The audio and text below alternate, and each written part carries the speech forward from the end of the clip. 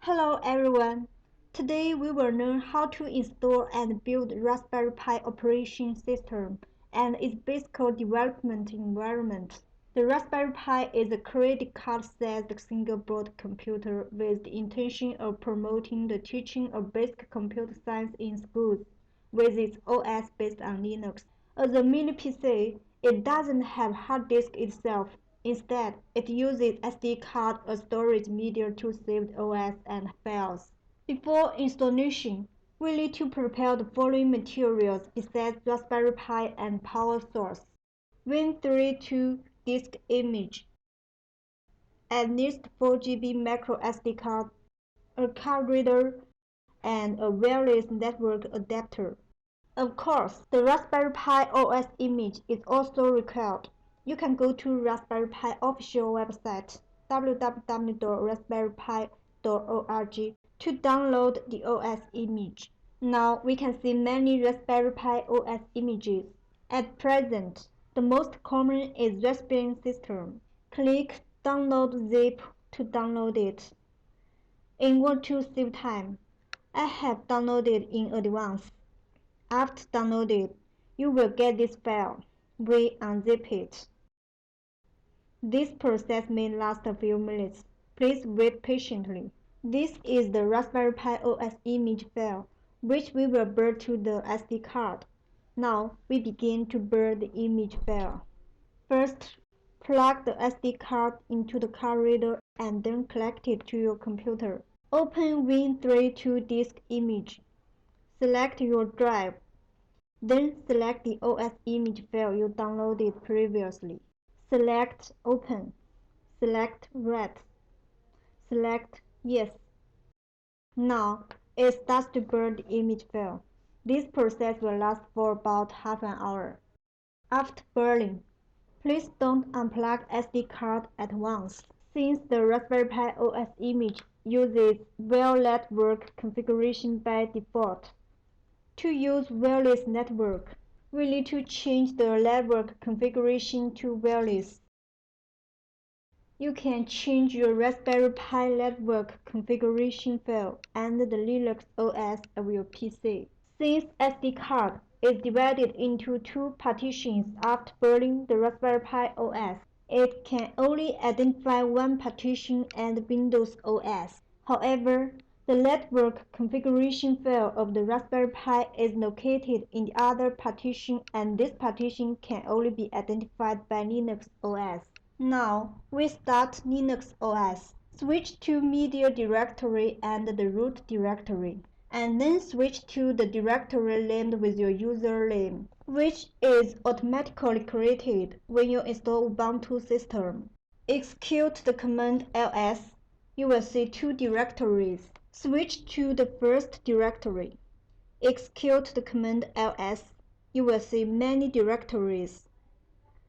Switch to the network directory and etc. Execute the command ls. You will see a file named interfaces. This is the network configuration file of the Raspberry Pi. Before modifying it, let's back up the file. After backup, we use vim to open and modify this file.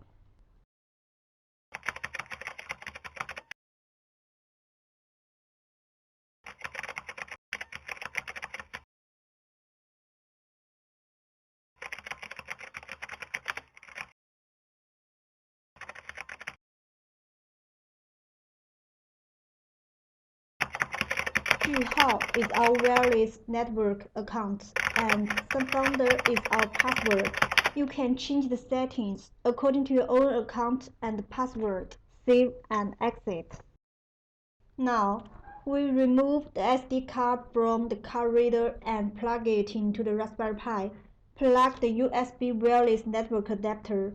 Then connect the Raspberry Pi to power source. The green LED is blinking, indicating the Raspberry Pi is normally started. Please wait for a moment. Now we enter into the router management interface. Click DHCP Server. and then click Client List. Now we can see 192.168.0.122 is the IP address of my Raspberry Pi automatically allocated by the router.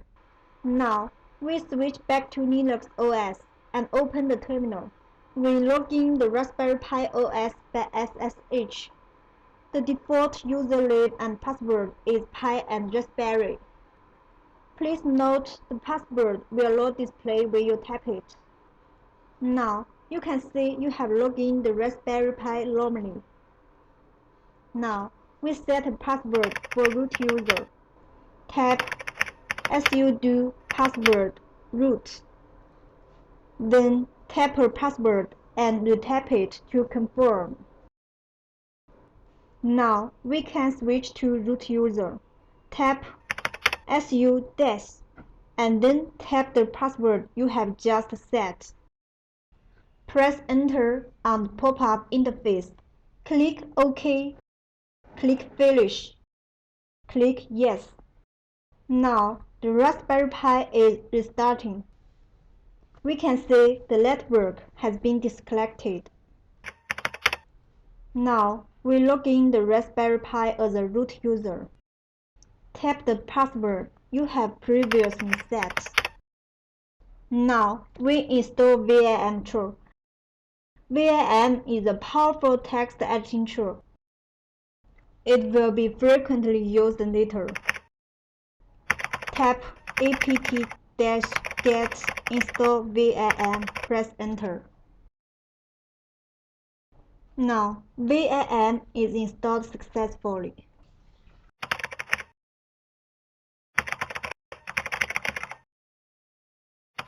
In Linux operating system, different files are generally displayed in different colors, but they are not distinguished here.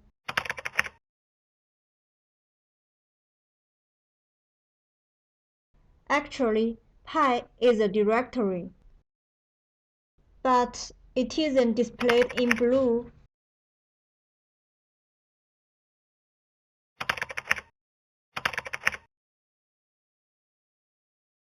We can modify it as follows.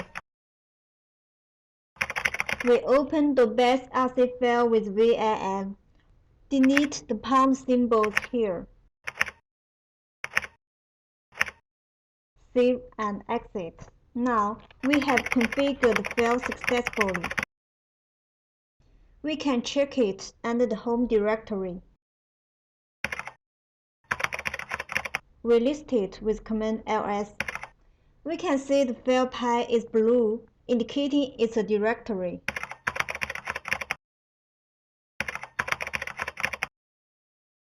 Now we install FTP Server. VSFTPD is the FTP server software used to transfer files among different PCs. First, we type apt-get install VSFTPD. Press enter. Now the FTP server is installed successfully. Next, we modify its configuration file. We open the file vsftpd.com and the directory etc with VIM. Press enter.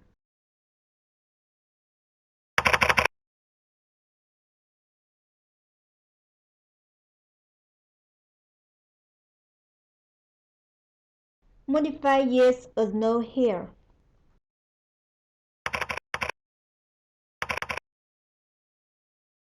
It means anonymous access is not allowed. Delete the pound symbols ahead of the command local enable and ret enable. That's to say, the FTP server can be used to upload and download files.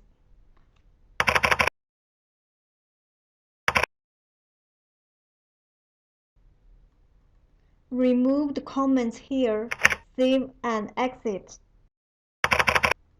Then Restart the FTP server.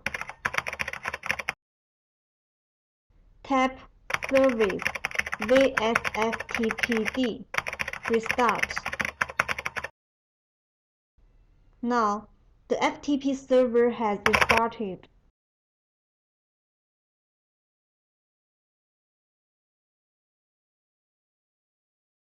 The FTP is located in directory pi and home directory of root directory.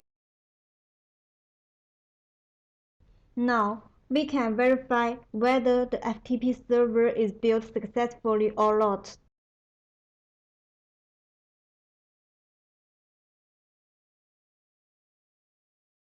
Now, we download this file by PC.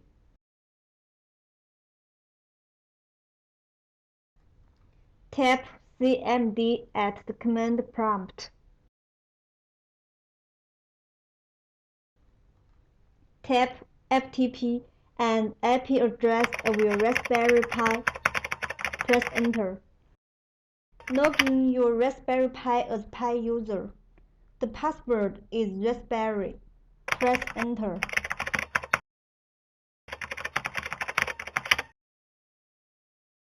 We can see login successful. It means you have logged in the FTP server successfully. Now we download this file from the Raspberry Pi to PC.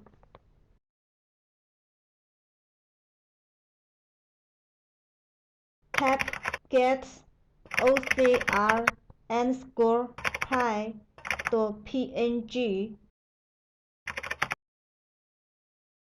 Press Enter. We can see the file is downloaded successfully from here. Now we exit the server. Now we check this file and the directory.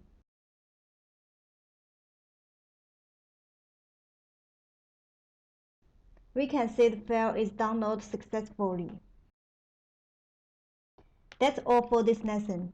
Please stay focused on our future tutorials in this series. Thanks for watching. See you next time.